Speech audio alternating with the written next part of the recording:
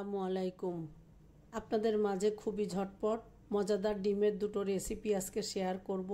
রান্না করতে যখন মন চায় না, এভাবে ঝটপট কিন্তু ডিমটা দিয়ে আপনি খাবার শেষ করতে পারবেন। খুবই মজার মুখরোচক দুটো রেসিপি শেয়ার করব। ডিমের ভর্তা আর ঝটপট ডিম কিভাবে ভাজা যায় ভাতের সঙ্গে, খুবই মজার। প্রথমে আমি ডিম ভাজার রেসিপিটা শেয়ার করব। এখানে আমি দুটো কাঁচা ঝাল একটু ধুয়ে পরিষ্কার করে নিয়ে ছুরি দিয়ে আমি মিহি কুচি করে নিচ্ছি। ঝটপট এভাবে কিন্তু আমি ছুরি দিয়েই কাজটা সেরে ফেলি। আমার মশলাগুলো আমি কেটে নিচ্ছি। পেঁয়াজটা কাটা ছিল, তারপরেও আমি পছন্দ অনুযায়ী কুচি করে নিলাম। মরিচ দুটো কুচি করে নিলাম। এবার স্বাদ মতো লবণ দিয়ে হাত দিয়ে খুব ভালো করে লবণ, পেঁয়াজ, কাঁচা ঝালটা হাতের সাহায্যে মাখিয়ে নেব। মাখিয়ে নিয়ে সুন্দর করে পেঁয়াজটাকে রেডি করে নিব। এখানে চাইলে আপনারা হলুদের গুঁড়া, ঝালের গুঁড়া, অন্যান্য পছন্দ মতো মশলা ব্যবহার করতে পারেন, কিন্তু আমার এভাবে ডিমটা ভালো লাগে খেতে, তাই আমি এখানে বাড়তি আর কোনো উপকরণ দিব না। সামান্য একটু ভাজা জিরার গুঁড়া ব্যবহার করব, এটা পরে। এবার ভালো করে হাত দিয়ে কষলে মেখে বাটিতে নিয়ে নিলাম। এবার আমি এখানে দিয়ে দিলাম ডিমটা ভেঙে দিয়ে দিলাম। আলতো হাতে দিয়ে সাদা অংশটা ঝাল, পেঁয়াজ, লবণের সাথে একটু চামচ দিয়ে চারি সাইড দিয়ে আপনারা নিশ্চয়ই দেখে বুঝতে পারছেন, এভাবে মিশিয়ে দিব যাতে কুসুমটা আস্ত থাকে। এইভাবে ডিম ভাজাটা খেতে গরম ভাতের সাথে অসম্ভব মজার লাগে। আর ঝটপট যখন কিছু রাঁধতে মন চায় না বা রাত্রে ঝটপট খাবার জন্যে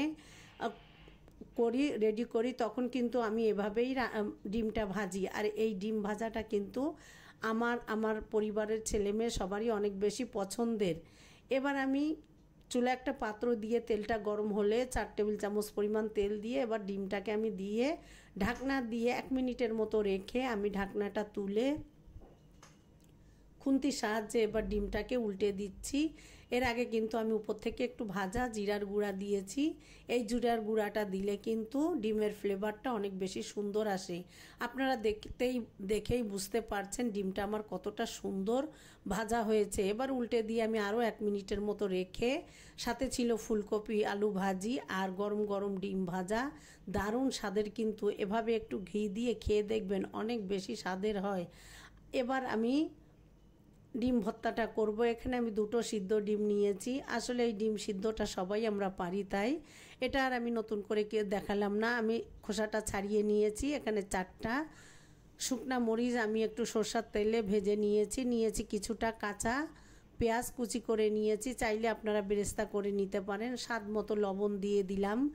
দিয়ে এবার আমি আরেকটা ডিম ভুনা করেছিলাম, যেহেতু আপনাদের ভাইয়া ডিম ভর্তাটা খাবে না, তাই তার জন্য ডিম ভুনা করেছিলাম। সেখান থেকে আমি একটু ঝাল পেঁয়াজ, কাঁচা ঝাল আর পেঁয়াজ একটু লাল করে রেখেছিলাম, এটাও এখানে নিয়ে নিব। এবার সমস্ত উপকরণ হাত দিয়ে কষলে খুব ভালো করে মাখিয়ে নিব। আসলে এই পর্যায়ে এসে ক্যামেরাটা কিন্তু আমার অফ হয়ে গিয়েছে, আসলে খেয়াল করিনি। মাঝে মধ্যেই কিন্তু আমার এই কাজটা হয়। আসলে আমি কিছুটা দিন অনেক বেশি মনটা খারাপ। আপনারা জানেন, আমার আম্মা মারা যাবার পর থেকে আমি স্বাভাবিক হওয়ার চেষ্টা করছি, তারপরেও কেন জানি মনটা সবসময় এলোমেলো হয়ে যায়। আপনারা আমার জন্য একটু দোয়া করবেন। এবার আমি পরিমাণ মতো একটু সরিষার তেল দিয়ে খুব ভালো করে সমস্ত উপকরণ মাখিয়ে নিয়ে এবার হাত দিয়ে ভালো করে ডিমটা ভেঙে দিচ্ছি। একটু আস্তে আস্তে রাখবো। আর এভাবে ডিম ভর্তাটা কিন্তু গরম ভাতের সাথে অসম্ভব মজার। আমি গতকাল বাগেরহাট আমার বাবার বাড়ি গিয়েছিলাম কাজে, এসে আমি ঝটপট কিন্তু এই ডিম ভর্তাটা করেছিলাম। সাথে ছিল কাটা মশলার ডাল, অনেক বেশি মজার ছিল। আর এই ভর্তাটা দিয়েই কিন্তু আমি রাতের খাবারটা শেষ করেছি। আর উপর থেকে আমি একটু দিয়ে দিয়েছিলাম আমের আচারের তেল।